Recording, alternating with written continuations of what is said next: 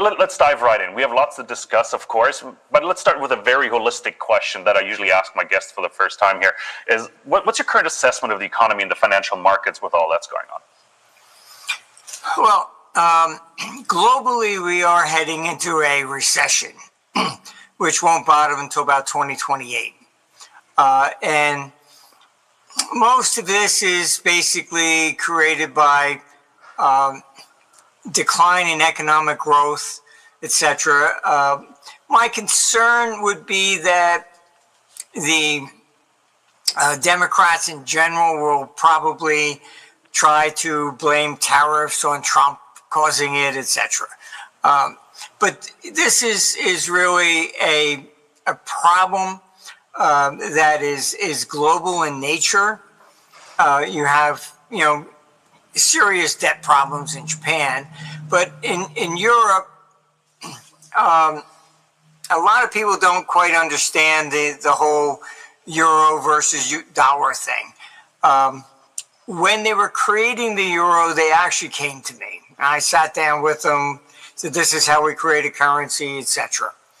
And at the time, Helmut Kohl was Chancellor of Germany. And he even admitted before he died that if he did not allow the German people to vote, because he said he would have lost 7-3. So he took Germany into the euro basically on an executive order. What he realized that the German people would object about would be the debts. So he insisted Germany will join the euro, but there could not be any consolidation of debt.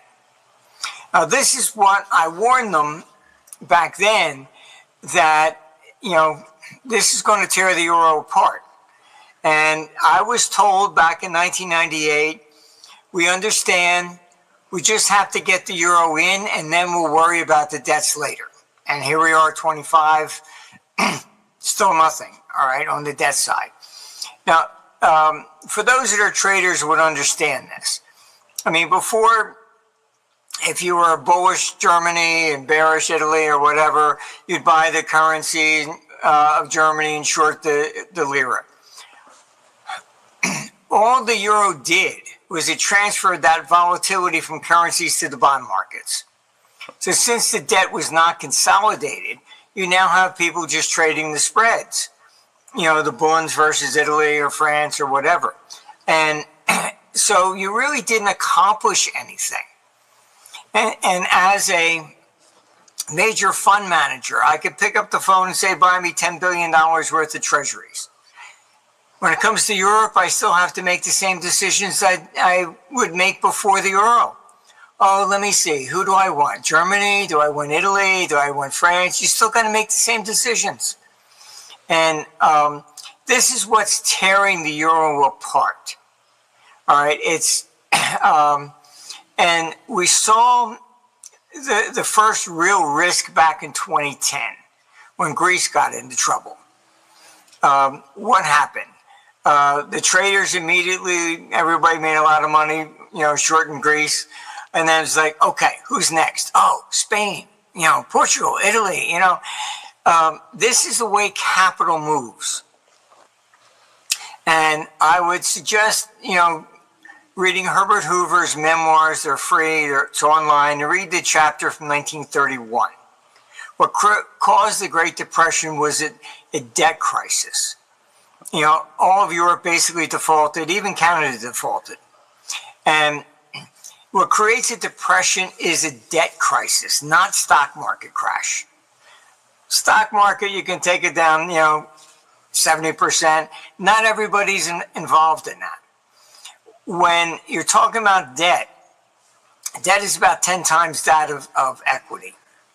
That's what made 07 to 09 really what they call the Great Recession. Why? Because that involved real estate. All right, real estate to the average person is like their savings account.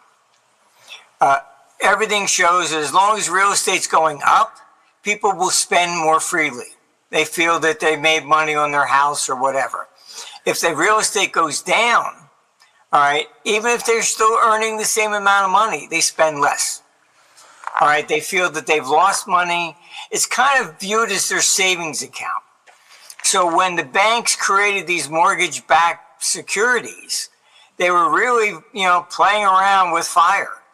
And that's what made the '07, to '09 crisis the worst. All right, because you undermined the debt market and real estate went with it.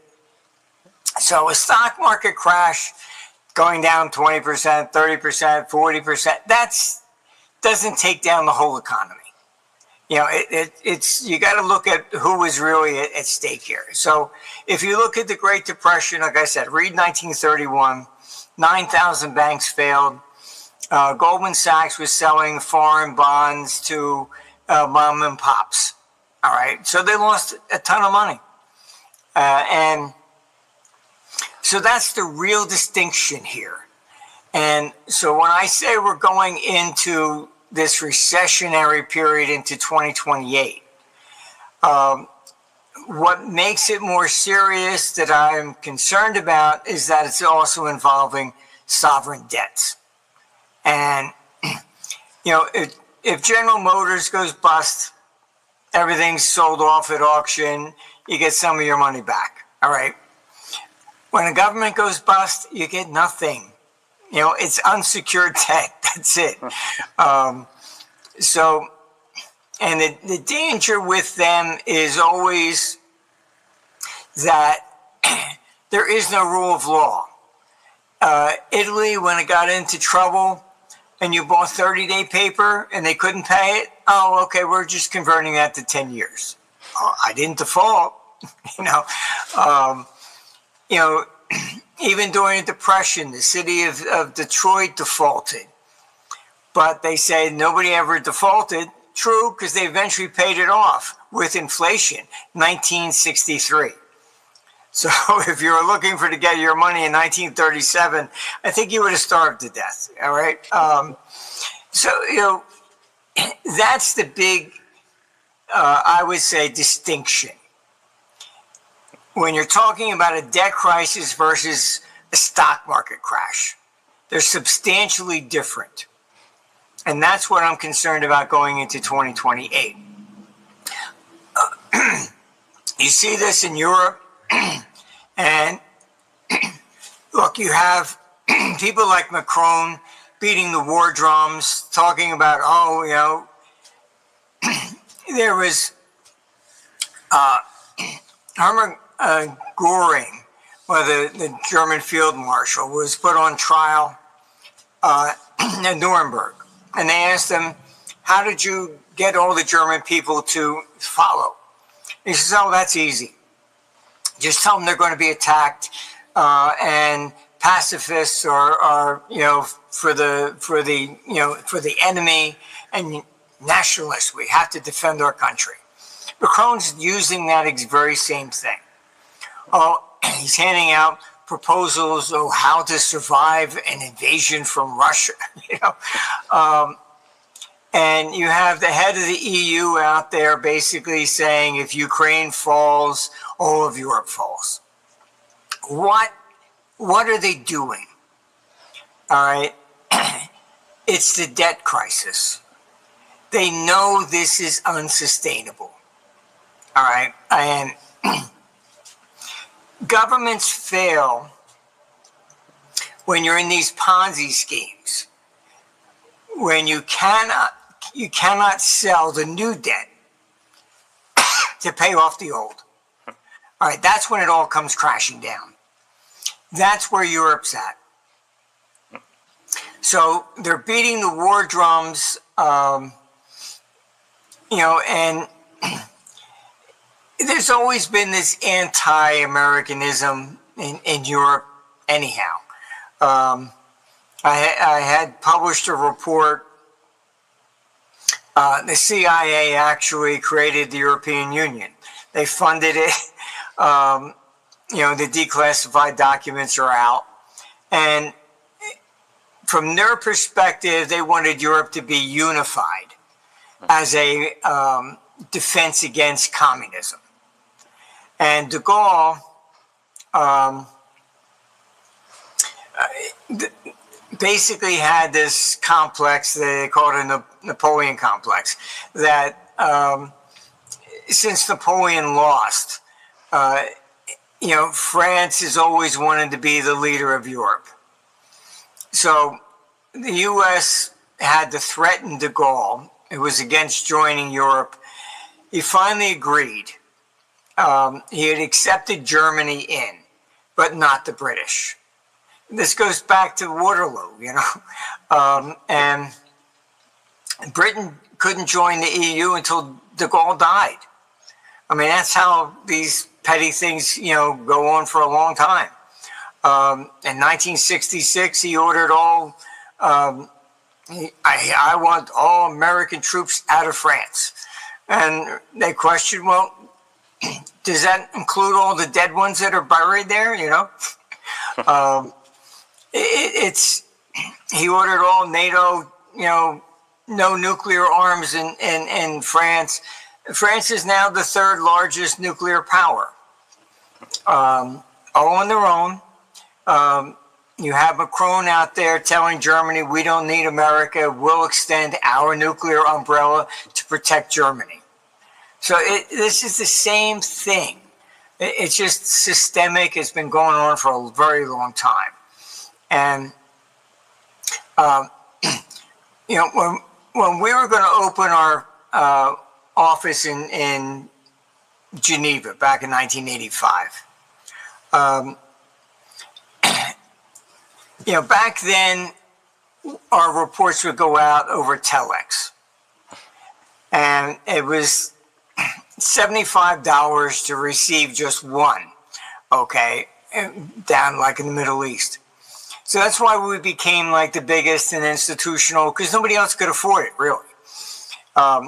So we were opening an office in Geneva in 1985 with the idea that we would send one set of reports there and then redistribute from there to bring the costs down. And one of our clients was one of the big banks there, and I went to lunch with him, and I asked him, because I knew about this anti-Americanism there. So I asked, I said, I had a bunch of European names. I said, what do you think, which one we should use? And he said to me, he says, name one European analyst. And I was embarrassed because I couldn't at the time. And I said, I'm sure there are, I just don't know. And he laughed and he says, there are none. He says, you don't realize why everybody uses you. And I said, no. He says, because you don't care if the dollar is going up or down. I said, it's just a trade. All right. And then he explained to me that after World War II, the politicians used the currency to validify they did a good job. See, Deutschmark's up 20% against the dollar. That proves I did a good job. So consequently, no analyst at any institution could dare come out and say the Deutschmark would go down. It was a political statement. And you still see this in Europe. No major bank analyst is going to come out and say the euro is going to crash. ECB pick up the phone and say, fire the guy. Estonia threw an economist in prison for 6 months because he said there was going to be a recession after 2007. And you just had Vance over there at the Munich conference talking about this problem, free speech in Europe, and they shut everybody down. Look at what they've done politically in Romania to try and stop, any political challenge.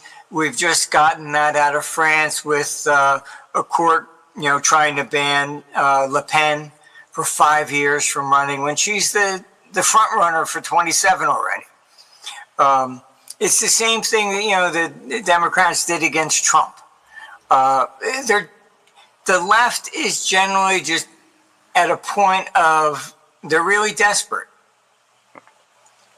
And this is causing a real problem politically and undermining the confidence in government debt. That's the link between the two. And if you don't trust the politician, do you really want to buy their debt? Tough sell. Yeah, and plus you're now talking. You got Macron, saying we're going to be invaded by Russia. It's like, so the one thing you don't want to do is buy government debt during war. They default. All right, a new government comes afterwards, and guess what? They don't pay off. I mean, even the U.S., the Constitution said that they would honor the debt of the Continental Congress. They never did. They defaulted on it. You can buy, colonial currency on eBay all the time. It's no big deal. So there is no real exception to that. So beating these war drums, that's how Europe is going to get out of the debt. And I can tell you that a delusional statement, I just couldn't even believe it, but they thought that that they have weakened Russia with Ukraine conventionally, and that they could invade and take Russia without a problem. You had that neocon Kinzinger said we could take Russia in 3 days, so I guess 5 days for China, right? And you have NATO saying that they can take down Russia without the United States. Why? Because Russia has $75 trillion in natural resource assets. And the craziest thing that I have heard, if they take a hold of Russia, then they will be worth twice the value of the U.S. national debt. U.S. will be subservient, and once again, Europe will rise like the Roman Empire to lead the world. I mean, it's... that sounds a bit megalomaniac. It is. Megalomaniacal, right? I don't, it's crazy. What I've heard is, Putin will never push the button because he knows it will blow back on him.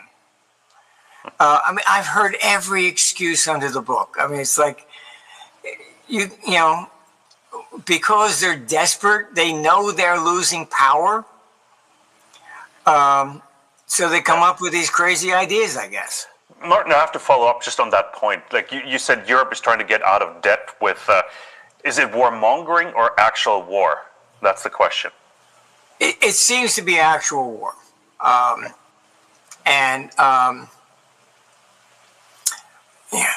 Look, I met with one of the governments there, and I said, let's be honest. Hitler was a historian buff.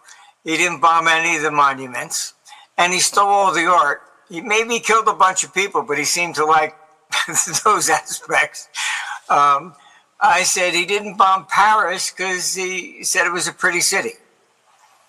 Okay. This time around, they lob one in here to get your ass, and everything's gone. This is a different game. Now, I have a question. Maybe are we already in the middle of a war? Because the question is the distinction between sabotage and terrorism and war. Where do you draw the line, Martin? Well, I would say the way they draw it, yes, NATO, from their perspective, NATO's not at war with Russia or the United States. It's Ukraine, which is just their proxy. But look, Putin knows, and this is against NATO. That's the criticism he's gotten inside Russia, that it was a special operation just to protect the Donbass. He didn't try to conquer all of Ukraine. And the hardliners there basically saying that's what he should have done. He should have gone in with shock and awe like we did into Iraq, and this war would have been over in a matter of a few weeks. Now you have China basically showing that if it's going to be NATO against Russia, China is coming in to back Russia. So will probably North Korea, and even Iran to some extent. I mean, this is a full-on historical war of East versus West. It's simple as that. Where do you see the lid flying off the pot first? And pardon the flimsical euphemism here, but is it Iran? Because that seems to be heating up right now. I've been reading more and more reports just today about the situation in the region itself. Or is it really in Europe? Is it going to happen in Europe? Which I have a hard time still to believe. I'm in Germany, where our hospitals are preparing for war. They're running trials and everything that's in daily newspapers that regionally every hospital has been prepping for war and just running war scenarios. But what's your assessment? Where do you see the conflict potentially start? Well, the real threat is in Europe. Iran, it's a Middle East issue, but there's something else behind the curtain, and that is Turkey. Erdogan has come out many, many times and saying he wants to resurrect the Ottoman Empire. So he was behind the fall of Lebanon. You're looking at a risk of even more of Syria. You're looking at a risk of fall of Lebanon, as well as even Jordan. And when Hamas went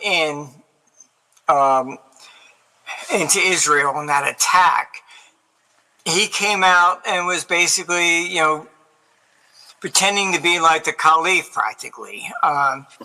And saying that all of the Arab nations should unite behind him against Israel.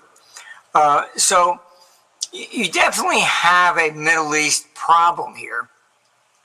U.S. could, will attack with its bunker bombs, etc., to the Iranian nuclear power facilities.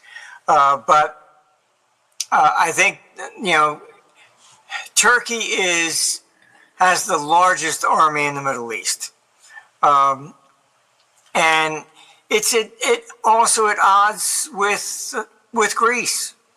When Greece got a few, of the new jets, they immediately came out and said, "Oh, now we could attack Turkey with a surprise attack." They're two NATO countries, so it's a mess in both places, but I would say from a perspective of major international war, it's more with Europe. Does that include, maybe I'm trying to understand it regionally, is it more of an attack on the Baltics, which we would include to Europe, meaning Lithuania, Latvia, and it's the third one. I'm drawing a blank on the third one.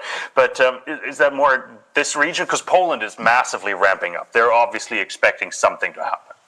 Right? Yes. Mostly what I heard, there will probably be,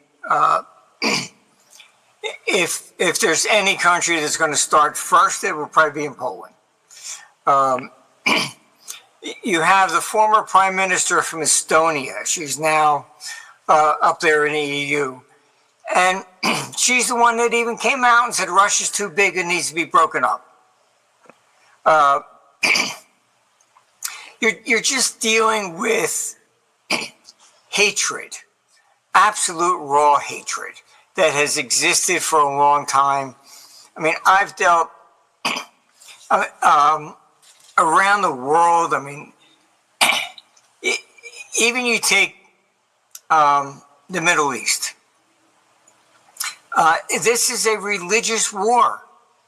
I mean, there is no ultimate peace that can be, achieved that I can see.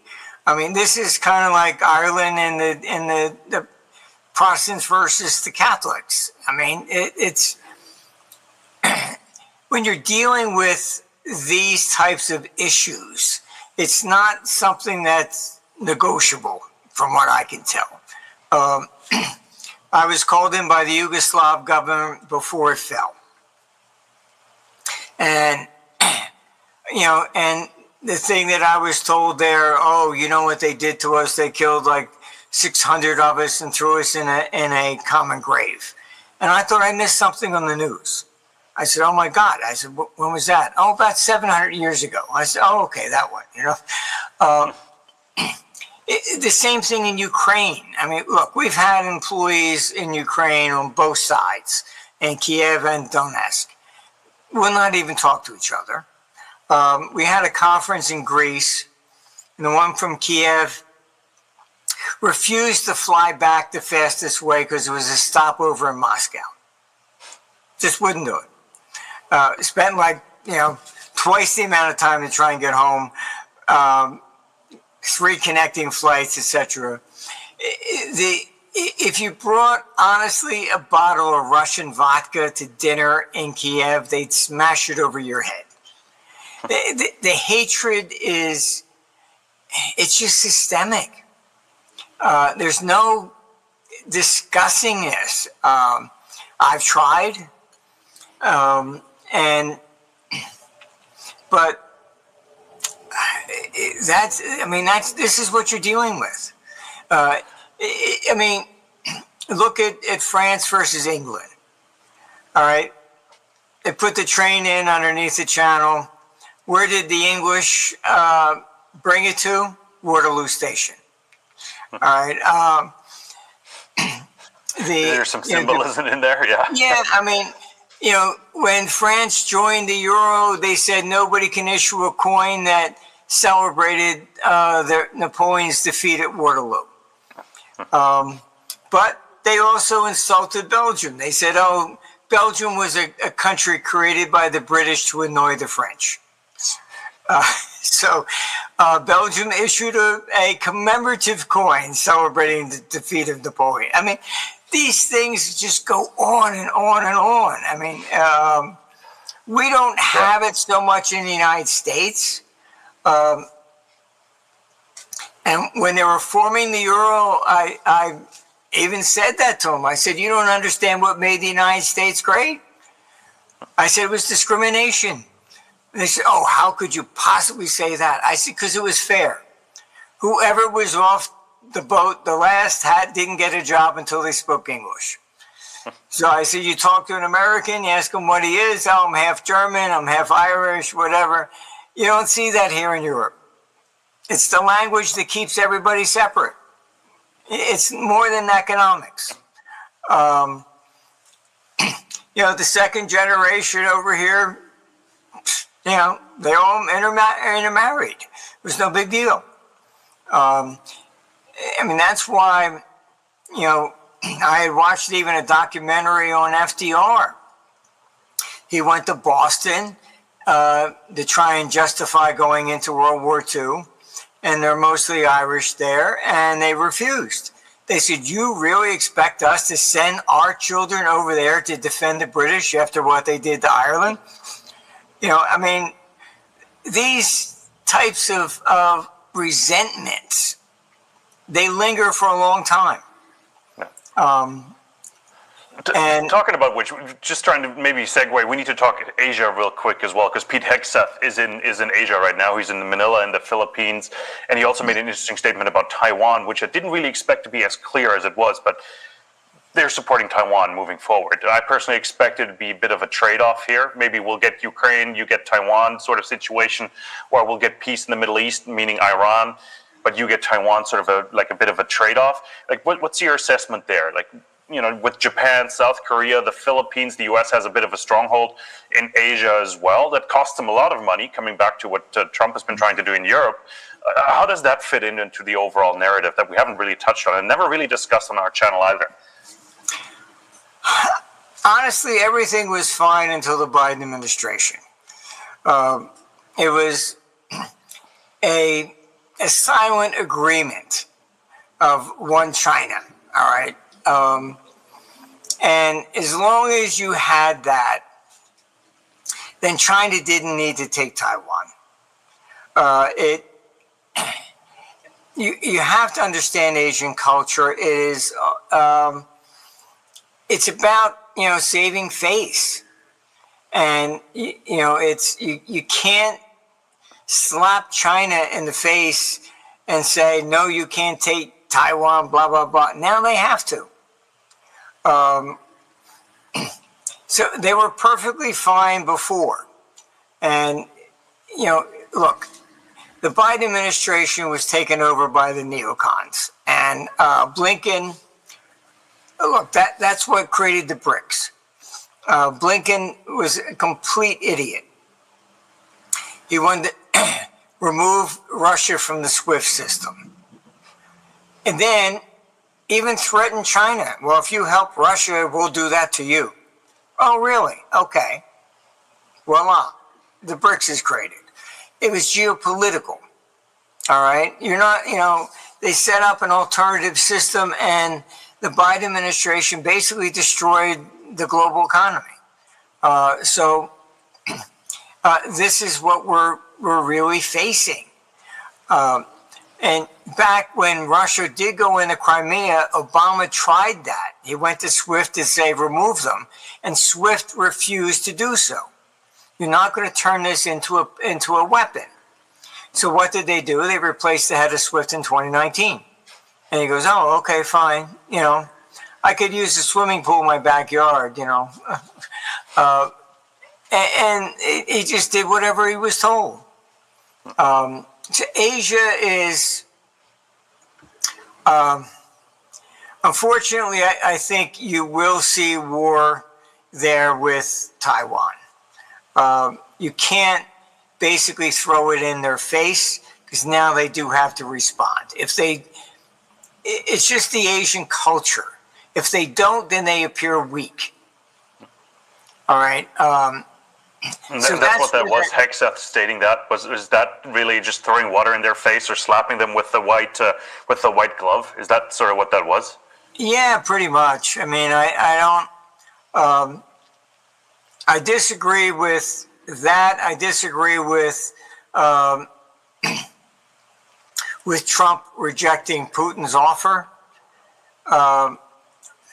I know too much about... Sorry, just Martin, sorry to jump in, but what was Putin's offer? Because I was reading the newspapers this morning, and all I heard was he rejected whatever was discussed, but it was never really discussed, besides that he wants sanction relief. Is that the only thing that he was asking for? No, was there more to it? Sorry, just to clarify. The main thing was that Zelensky is a questionable leader. All right, his term expired last year. He's used martial law as a dictator to remain in power. So, and honestly, I've spoken to many Ukrainians, and there was an attempted assassination of him back, I think it was May 7th, and he replaced his bodyguard, and he no longer trusts Ukrainians. I mean, what I've heard from many of them is that if he was on fire, they wouldn't urinate on him until he was dead. You can look up when he was, even CNN had reported when he was elected, he ran on peace. All right. The death toll of the Civil War at that point was only 13,000. It's now 1.1 million. All right.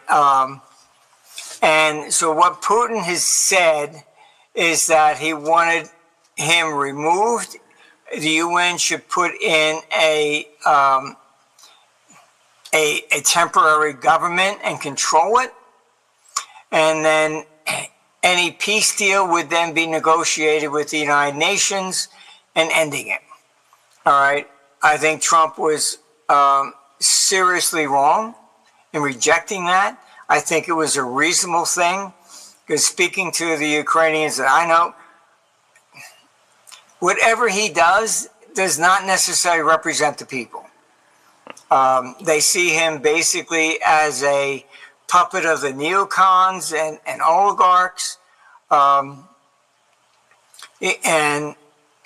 by all accounts, he's now a billionaire himself on public. I mean, come on. I mean, he's been, kidnapping boys off the street. I put a video on our site of a kid with Down syndrome sent to the front line, and they're joking about him. And he wasn't even given a gun. Told him, well, get one from somebody that dies. I mean, look, his chief general quit. I mean, it's a guy, his actor or his liaison has fled the country, and he says that he wants to run for president if there's ever an election, and he promises to imprison Zelensky. I mean, our press is so indoctrinated by the neocons. When you read a thing, it says, "Oh, unprovoked, Russia invaded unprovoked." Really? I think our press is more irritated that the climate change hasn't been added to the national security agenda these days. That's what I read in the press this morning. So, they've already destroyed the economy. This is part of the problem of Europe. All right. The German economy has actually shrunk by 3%, maybe even up to 5% when we get all the numbers. Why? They put in this net zero nonsense. So a lot of small businesses lost. Then you put in these sanctions against Russia on energy. All right. So then the energy costs have exploded. All right. Europe is actually shrinking its economy. Small businesses been thrown out. This is part of the debt problem. I mean, whatever stupid decision could have came out of Brussels, they have done. And it's just total insanity. I mean, you had Merkel outlaw nuclear power because after Japan had that earthquake. Now they're finding out that, wind power doesn't cut it. And you can run around with all the electric cars you want, that's it. I mean, I'm sorry, this is all nonsense. And when Germany was the cornerstone of the EU economy, it was the manufacturing base. And you've destroyed it. They've done a great job at it, too. I mean, look at all the protests from closing Volkswagen plants. Because, you've outlawed gas cars so nobody can buy them, so you don't make them anymore and nobody wants to buy the electric ones. It's just whatever stupid decision they could have made, they have done. So that's they've done a mighty fine job at it. Look, this is why our computer shows that we're heading into this recession into 2028. This is not my personal opinion. We put in our computer's the only fully functioning AI system with a 50-year track record. I mean, and that's really what we're looking at. I mean, it's forecast every election correctly. Even Nigel Farage, he came to our 2019 conference in Rome, and he said, "Of course I'm here." He says, "He's the only one that said I would win. Every newspaper said he was going to lose." It's the same thing, with it projected Trump would win in 2016, even though Hillary raised twice as much money. Money doesn't buy it anymore. And the same thing, it showed that, Trump would win this time around, and it would be a clean sweep. And look, it's this is pretty simple, really. Herbert Hoover took office in early 29. All right, Great Depression comes. He didn't cause it, but he was blamed for it. They owe Hoovervilles and all this stuff, right? Whoever is in power, when you turn down the economy like that, they're thrown out. I don't care if they're left, right, center. It doesn't matter. It's economics that drives this. That's why a lot of people rely on our computer, because it's not calling up, people, oh, gee, who are you going to vote for? That's very nice, but they're easily manipulated. If you called everybody for your survey and they were only in Washington, D.C., I think Trump would have got maybe 5%, So ours is it just follows the economics. That's it. Yeah.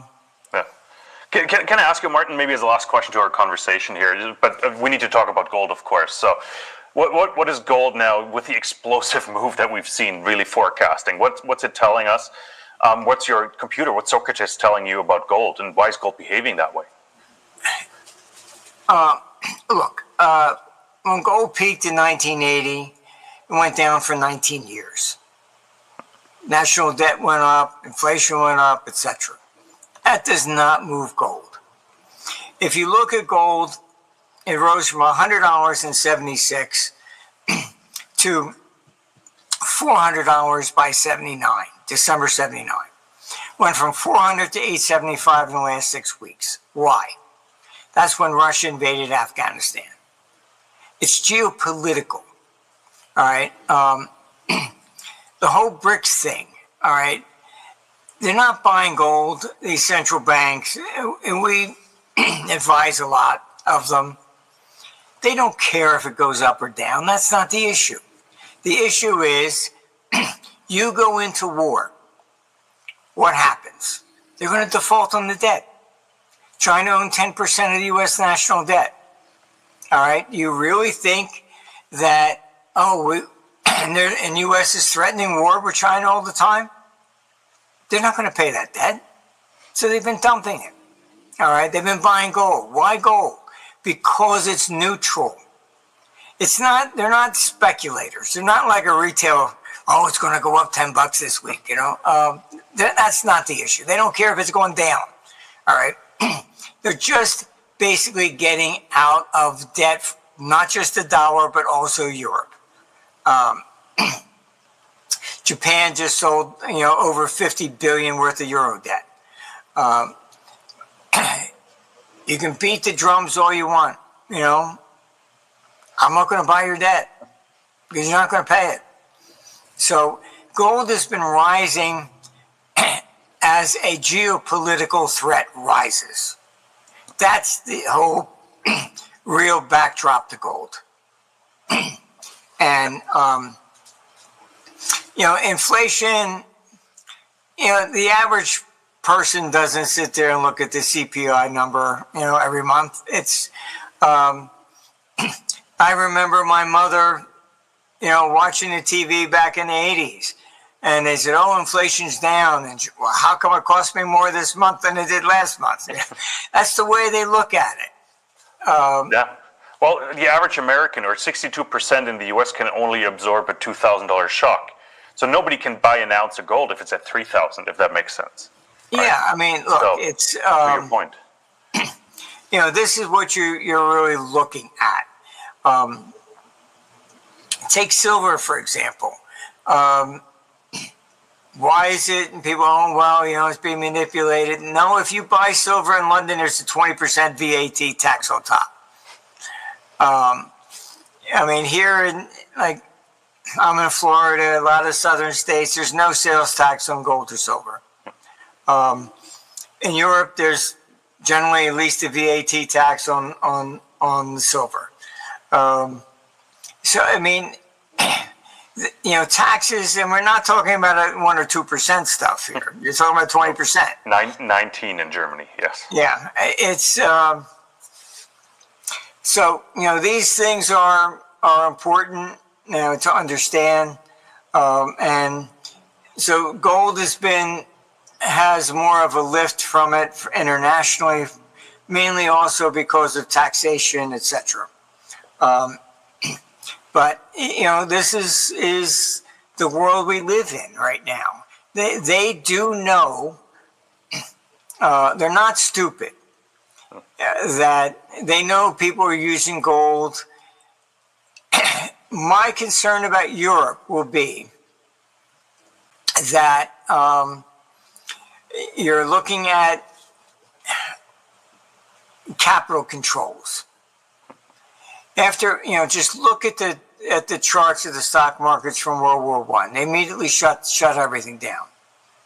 U.S. did shut down the New York Stock Exchange in 1914. Then they reopened it, but they shut them down because they were afraid people were going to sell the stocks, take the money, and leave. All right.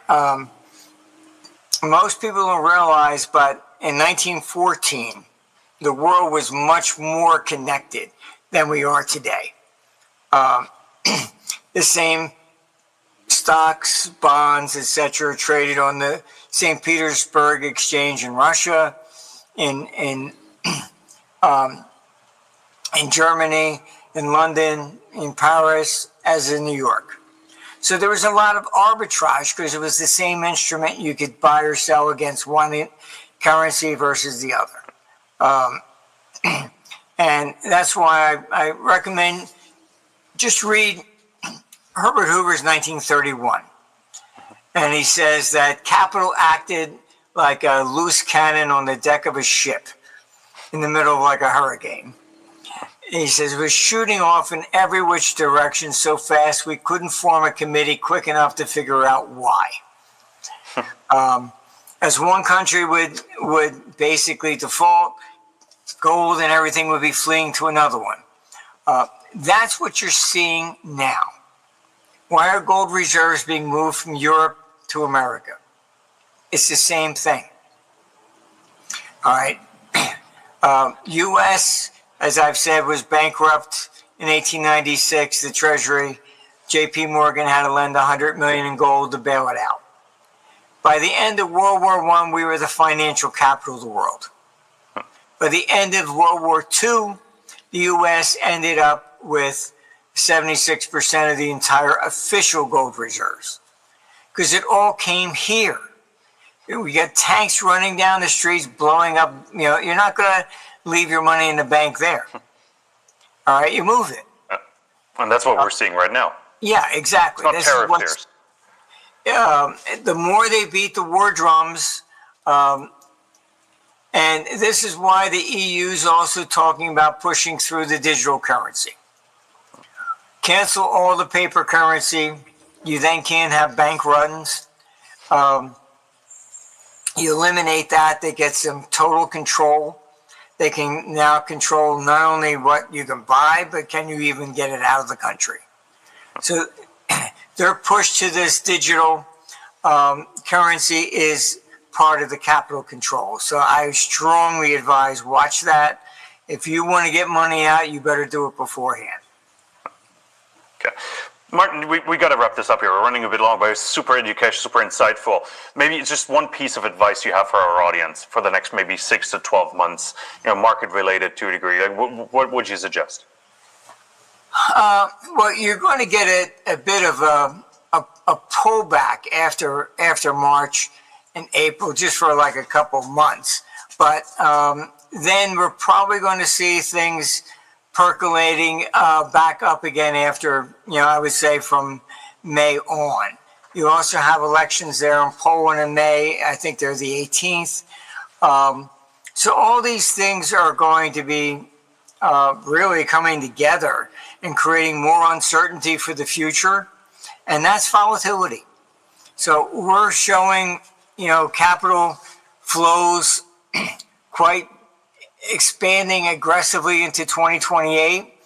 You definitely see a decline in domestic investments in Europe. People will not be buying the real estate or starting companies and things like that when you're talking about war. It's best to get out. Fantastic. Martin, what a wonderful conversation. I really, really appreciate your time for joining us here on Zor Financially. Where can we send our audience? Where can they find more of your work, Martin? It's at armstrongeconomics.com. We don't sell any. Ask that question, by the way. So we don't sell any advertising. You don't have to put in your email to read anything. We try to keep it as an open source for the entire world. We're actually not blocked anywhere. We have people in China and Russia can see it. So that's our main objective, that it's open to the entire world. Fantastic. Martin, super insightful. Thank you so much for making the time and joining us here. We'll have to get you back maybe in 6 months to see how the world has changed, hopefully for the better, Martin. Let's see where we're headed. I don't have my hopes up, by the way. So I know. I know it's kind of grim out there. It's like open the newspaper every morning is a sad thing. At least the coffee's good these days. So it's all I can say is this is the worst crop of world leaders I've ever seen in my entire life, and they're just desperate. And I don't know, the first thing a world leader should do is to try and protect his people and avoid war, and they're doing exactly the opposite. Exactly. And let's hope they don't succeed, Martin. Let's hope, because in Europe, it's a hotbed. I don't like it at all. So, Yes. Martin, we got to finish here. Really appreciate your